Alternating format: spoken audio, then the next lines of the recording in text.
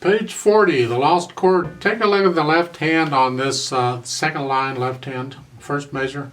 It's the 1 and the 4 is playing the F and the D. Then in the next measure, you're going here.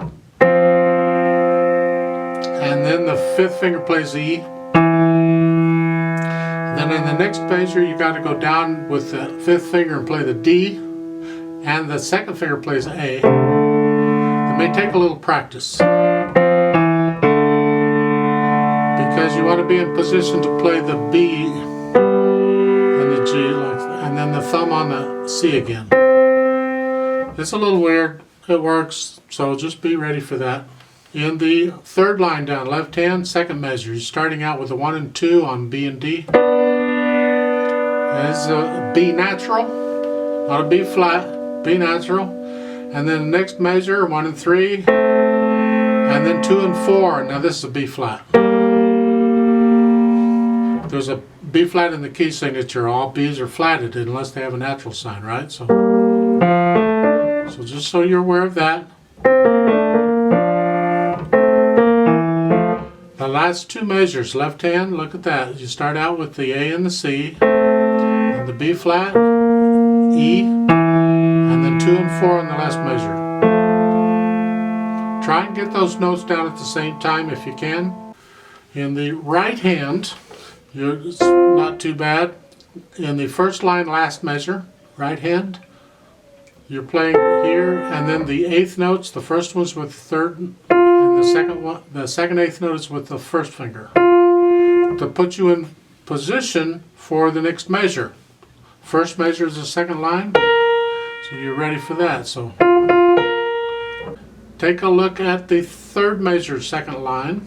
Starting out with the thumb in the right, and the 4th finger on the G. Put you in position for what's coming. This is common in piano playing, so we might change the fingering now to accommodate what's coming up later. That's why we work these things out in advance.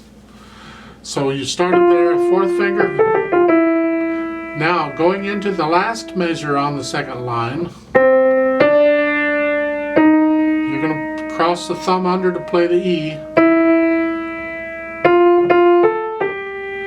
And then you're down to the third line, first measure, the last note is an E. Now, the second measure, F sharp, G sharp, again a G sharp. They're both G sharps because that G sharp applies to the rest of the measure. So any other G's in that measure gets a sharp. Thumb comes under for the A, but you want the little finger on the C. Weird, huh? Now, what we would normally do in this passage, in this thing, is we would substitute. We haven't been shown finger substitutions yet, so they're not showing you that. But I will, just for the fun of it, so you can if you want to. So playing that phrase again, starting with the E, the last note of the first measure on the third line.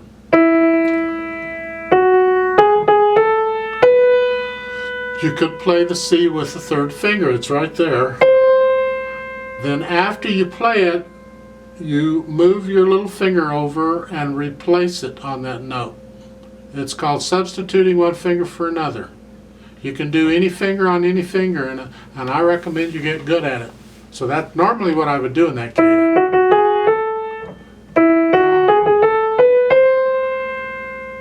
And you want the little finger on the C because the next one is a C down below an octave, so you can reach down and get that.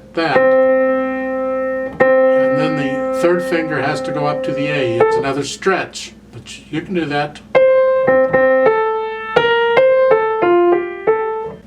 Last line, second measure. You have an F, third finger playing the F, and then the E flat and G, 2, 4. Then the second G is played with the second finger. Puts you in position for what's coming.